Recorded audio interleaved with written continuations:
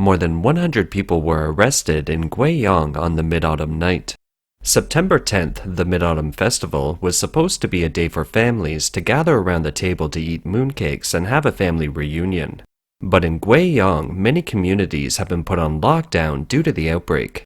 Moreover, the authorities not only didn't distribute food and supplies to the residents, but instead tried to sell them at high prices.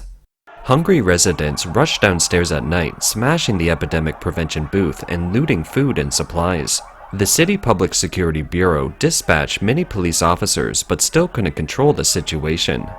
The video posted by netizens shows that some residents said that the residents' committee was selling the supplies to the residents to make money, and those without money could only wait to starve to death. Angry residents began to smash and tear down the booth. The police arrived at the scene along with many epidemic prevention officers, but they didn't dare to do anything in front of the many angry residents. Hundreds of residents surrounded the police vehicles that arrived for stability control. Gunshots were suspected to be heard at the scene. It was reported that the cause of the incident was that the epidemic prevention personnel of the local community used donated food and materials for public sale, which infuriated the residents. Netizens disclosed that the original free donated materials were sold for 30 RMB a pack. They rose to 45 RMB a pack in the afternoon and 66 to 88 RMB in the evening. The netizens also disclosed that many food items were left moldy and spoiled in the community rather than distributed to the residents. The police began to arrest people. It said that the arrested residents filled up 4 buses. When people are hungry and desperate, they can come up with all kinds of ideas.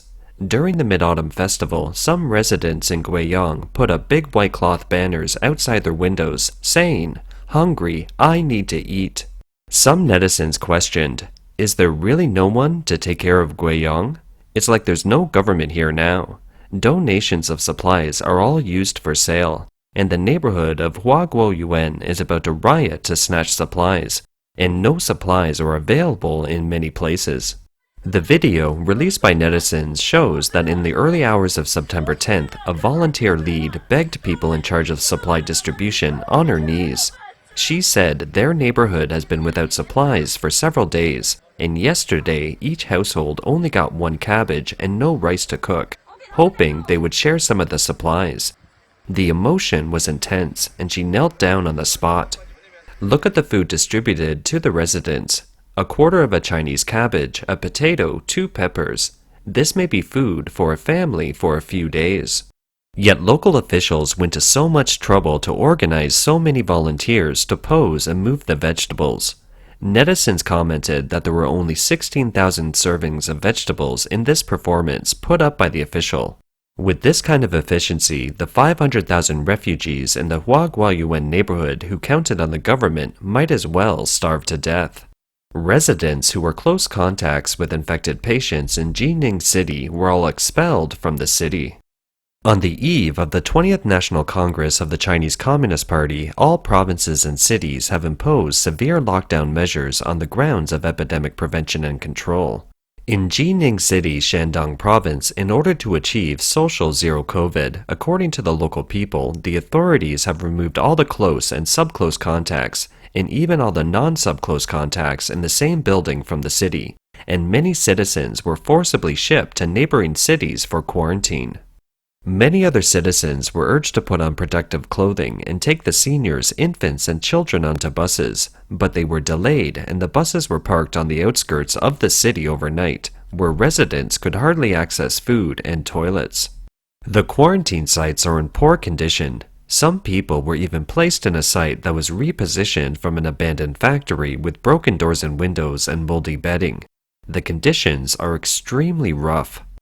According to official media in mainland China, Caixin.com, in early September, 103 cities and 26 provinces, municipalities, and autonomous regions in China reported outbreaks, the highest since the outbreak began in early 2020. 41 cities are currently under partial or full static management, with more than 65 million residents affected. Static management is another term coined by the CCP to replace lockdown. Tong Hao, a current affairs commentator, believes that the CCP has now integrated the zero-COVID policy into the assessment of officials. Thus, the CCP's officialdom has become super vigilant over the epidemic that their focus is no longer about tackling the outbreak with science and reason, but rather whether lockdowns have been carried out. The tighter the seal, the more timely and airtight it is, and the more loyal the officials are. In other words, at least when it comes to the outbreak, CCP officials will feel safe that they have done their jobs.